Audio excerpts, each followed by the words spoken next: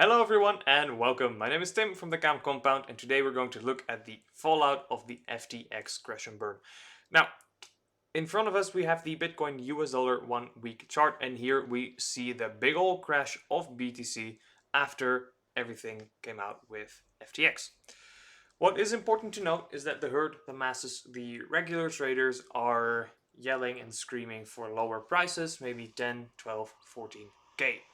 But generally speaking, the herd is wrong. Not always. Like in this case, that we would go lower than 17,600, which is fair enough. Was a bit of a black swan event, but it happens. But what we see here on the weekly chart is that Bitcoin is actually making a downwards channel.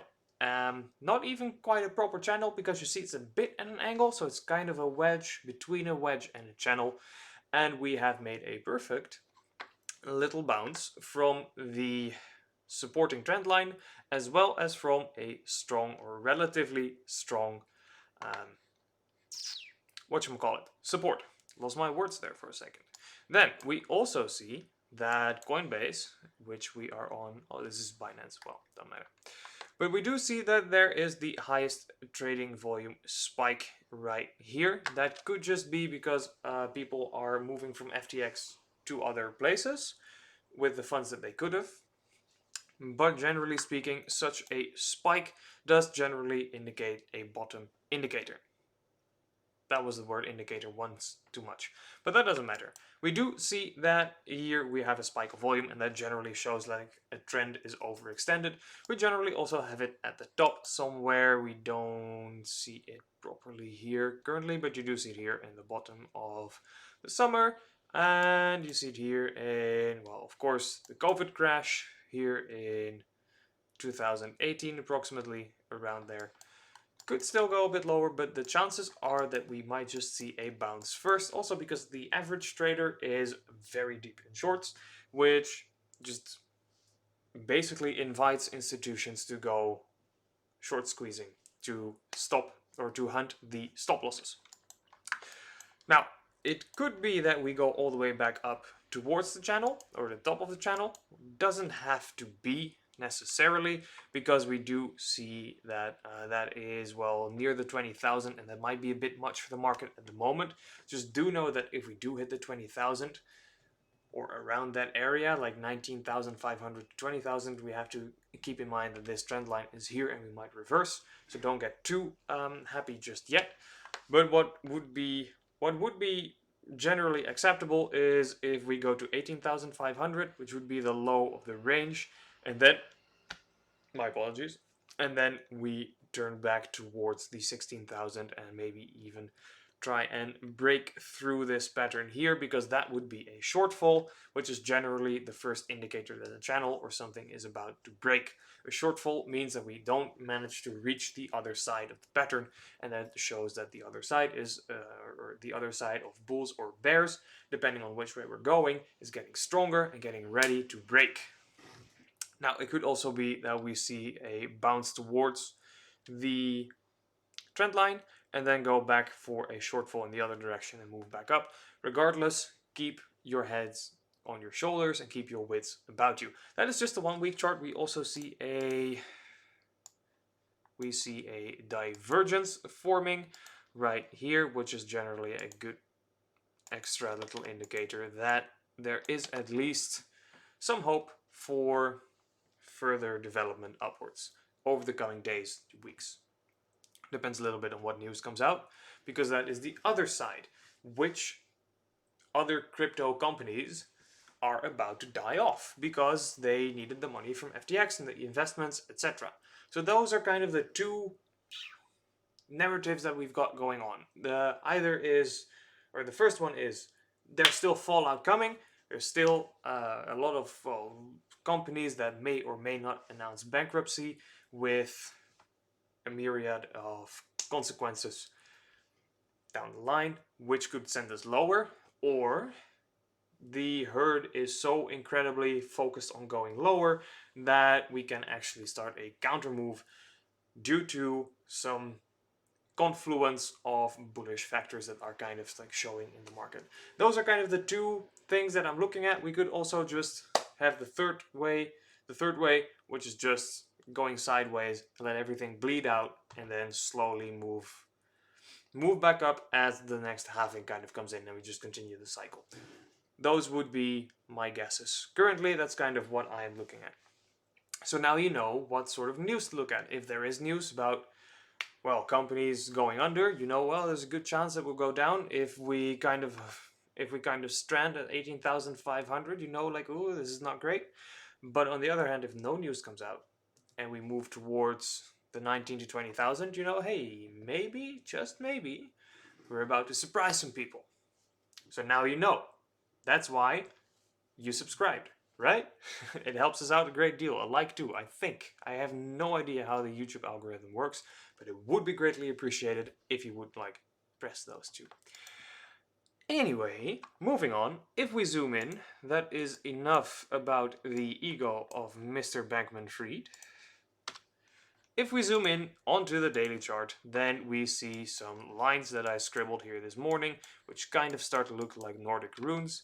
We see that we have this trend line here. We talked about it yesterday, didn't manage to break it, but then we stepped through it on the daily close. I personally don't like those sort of breaks.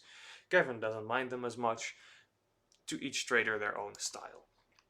Now we do see, and actually we have to zoom in immediately again into the 4 hour, we do see that Bitcoin is having some trouble around 16,900 approximately, and we've had a break above but not a confirmation, and we really want that confirmation, otherwise now it just looks like more of a, not even a channel, bit of a channel and a wedge again, kind of. The thing is, Bitcoin is not trading as cleanly at the moment as it usually does, so it's a bit confounded. The whole market is kind of confused and scared and panicked, and they don't know what's about to happen, and we see that back in the markets, as markets are just mass psychology. So, what we want to see is either we break properly through this resistance, and we confirm above, move on towards 17,600, and then that is like the next problem. Like we want to see that break again, and then again at 18,500, and then we're back into our old range, and we can kind of see if the market starts to stabilize or not. That is what we're looking at. Then we also have this uptrend right here, and that would be the bottom of our ascending triangle that we're kind of making, unless you're taking the trend line here that I just showed you, but we need some more data about that. So this is kind of an ascending triangle, which generally speaking is a bullish pattern, but it also kind of depends on what the market is feeling over the coming days and what kind of news comes out, which comes back to our first three scenarios that we're looking at. That is it for Bitcoin at the moment. That was a bit of a rant, I am aware, but it's important for you that you have multiple scenarios. Always be prepared for multiple things and don't stare yourself blind on one scenario only, or the one that you think is most likely. Always be prepared for at least 3 scenarios. Goes up, goes down, goes sideways. What do I do? That way you'll never get caught with your pants down and you'll never trade with emotion. Or at the very least, it'll be a lot harder to be pushed into an emotional state like surprise, anger, fear, whatever, or greed for that matter. Very important one, can't overstate it. You won't be pushed into any of those boxes, into any of those emotional states, and that makes you a better trader and less likely to lose. Capiche? Great. Then we move on to Ethereum, where we see a similar story happen. Now in Ethereum we see that the 1250 level is kind of contested at the moment. Ethereum did manage to break through, confirm a little bit, but then had some very nasty rejection. Probably also, yep, like you can see from the 13 and the 21 EMA. There we see, well, it broke above, tried to hold it, and now it's breaking back under again. If we do see a close under the 1250, there's a good chance that we'll move further back down towards possibly the low again here at 1233, or maybe 1200 in general, which is kind of around here. We see, or just test this trend line and see if it's still a support.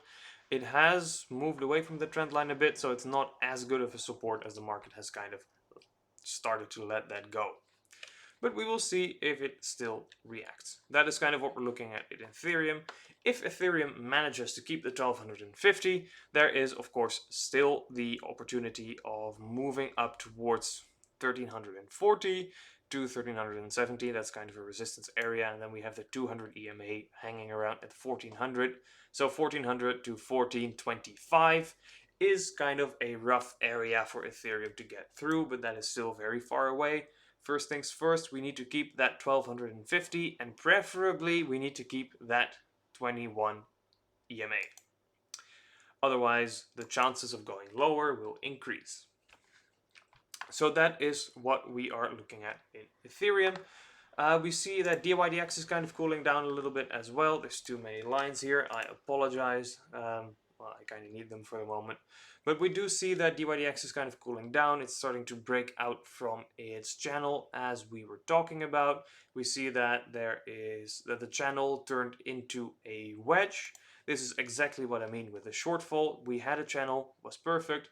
Then suddenly it did not manage to reach the resisting trend line of the channel, called a shortfall, and it turned into a wedge instead, and now we're breaking out. So if DYDX manages to break the 225, there's a decent chance we'll move back towards the 2 or then 1.9, and that is kind of what I'm interested in at the moment. I don't want to buy or scale into a position that is already so well overbought for the moment, because if we move out to the 1 day, we see that it has made a very, very sharp move and is only now starting to correct, and we want to see kind of a 25 to 50%-ish retrace of this move. So from A to B, for it to be healthy, for it to really give the market time to take a breath, let that move go, and set in a new one.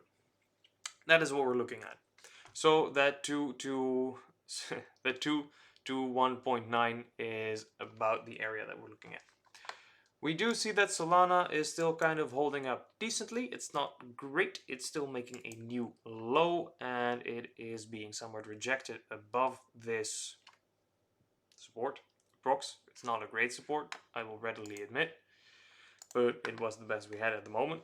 And you do see it's being held fairly decently, but Solana is being, well, rejected fairly clearly from its 21 EMA, moving back towards its support, and if it breaks, we'll probably go lower and test this again here at the 13, maybe the 12, something like that, if we do break under. It also depends all on what Bitcoin decides to do, because that is a bit up in the air at the moment. So that is Solana. We see that XRD, which is currently one of my my projects that I'm keeping a close eye on, just because I enjoy it. We see that that is steady, stable, not really doing that much. Great. Small project. A small project, it's not doing all that much. It has a really great community. But full disclosure, I'm obviously invested in XRD, so, you know, take my word with a grain of salt.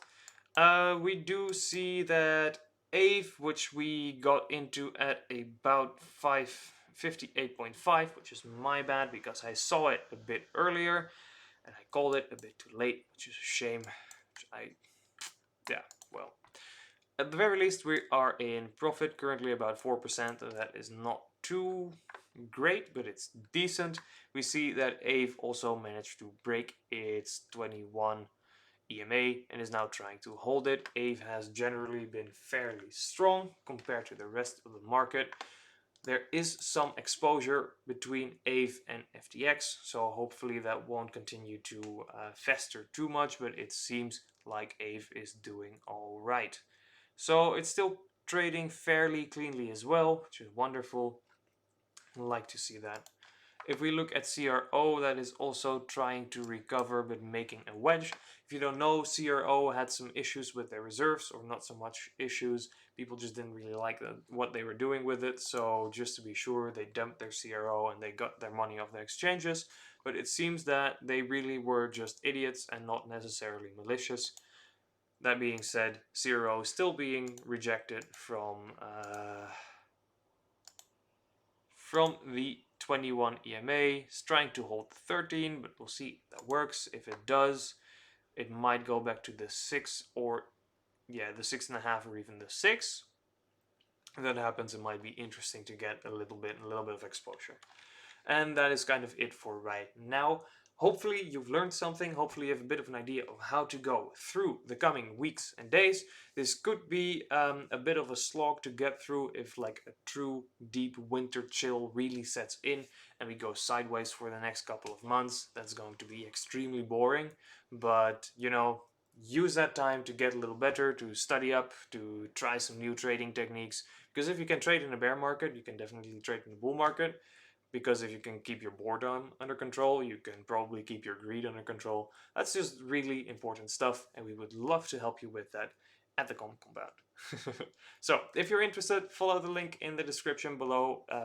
Send me any questions that you have, and I hope to see you soon. Bye bye.